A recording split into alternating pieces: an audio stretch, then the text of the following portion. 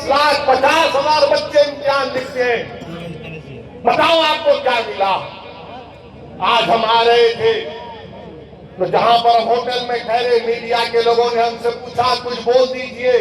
हमने कहा क्या सवाल है तुम्हारा? तो कहा वो चंदा चोरी पे कुछ बोल दीजिए, चंदा चोरी पे कुछ बोल दीजिए। मुझे याद है कि सुप्रीम कोर्ट ने अपने जजमेंट में कहा था कि 6 दिसंबर 1992 को जो हुआ वह एग्रेगियस एक्ट है, ये सुप्रीम कोर्ट ने कहा था। अब मुझसे पूछा गया कि बताओ आप इस पर आप क्या कहेंगे? तो मैंने इतना ही कहा, अगर ट्रस्ट में गलती हो गई, उस ट्रस्ट में मुसलमान को तुम मेंबर बना देते और बाद में जब ये घोटाला सामने आया तुम उस मुसलमान को ले जाकर एनकाउंटर कर देते, बुलडोजर से उसका घर तोड़ देते, केस क्लोज। चंपक तो मजे में है, चंपक अभी पूरे चंपक मजे में है। आप बताइए क्या हो रहा है? क्या हो रहा है बताइए आप? किसका घर नहीं तोड़ा जा रहा है? जिनको गिरफ्तार किया गया उनको पुलिस कस्टडी भी नहीं ली जाती। अब शायद आज के बाद, मेरे बोलने के बाद शायद कल पुलिस कस्टडी ले लेंगे। बताओ आज क्या हो रहा है उत्तर प्रदेश में। मेरे अजीज दोस्तों और बुजुर्गों, हम आपसे अपील कर रहे हैं कि अपने इत्तेहाद को मजबूत करिए। और ये बीजेपी आरएसएस वालों से पूछना चाह रहे, ये चंपक आपका लाडला है या नहीं है? बताओ हमको। और हमको बोलते ये पाकिस्तानी है, ये जिहादी है, ये बांग्लादेशी है। तो ये राम माधव जाकर पाकिस्तान से ट्रैक टू डिप्लोमेसी कैसा कर रहे हैं आरएसएस के? वो पाकिस्तान जिसने पहलगाम में भारत के 26 लोगों को गोली मार दी थी, वो पाकिस्तान जिसकी सपोर्ट पर दिल्ली में लाल किले पर सुसाइड बॉम्ब के जरिए 50 लोगों की मौत हुई, जिसमें हिंदू मुसलमान मारे गए। बोलो बीजेपी वालों, बोलो भारत के प्रधानमंत्री कैसे राम माधव जाकर बात कर रहे हैं? अगर बात करने वाले का नाम राम माधव जो आरएसएस के नहीं होता, ओवैसी होता, तो टीवी वाले आसमान को सर पे उठा लेते थे।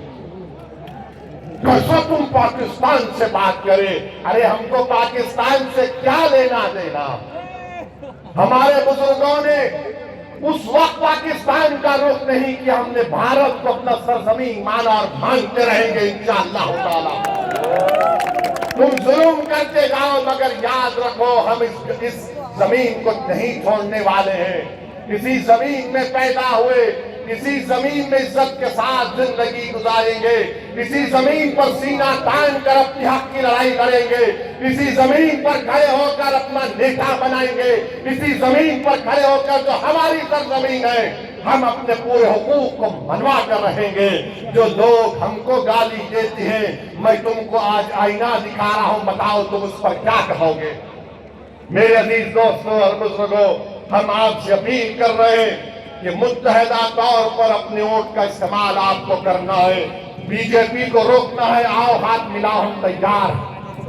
मगर इसका ये मतलब नहीं है कि तुम मेरे इस बात को तुम कमजोरी की अलामत समझो।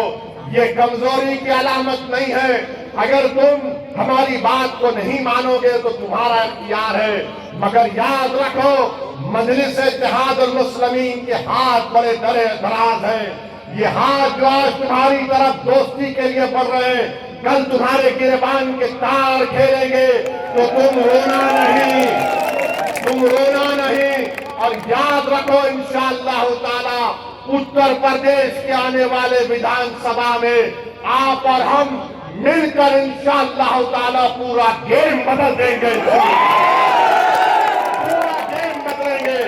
अब नहीं होगी गुलामी की बात, अब नहीं होगी दरी बिछाने की बात, अब हक की बात होगी, हिस्सेदारी की बात होगी, नेता बनाने की बात होगी।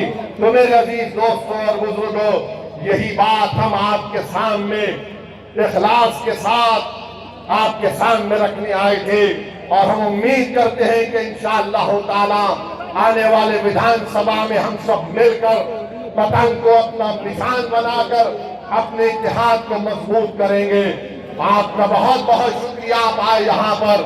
मेरे साथ नारा लगाइए, नारे तकबीर, नारे तकबीर। और अपने सेलफोन की लाइट खोलकर सबको बता दीजिए कि अब हम लड़ाई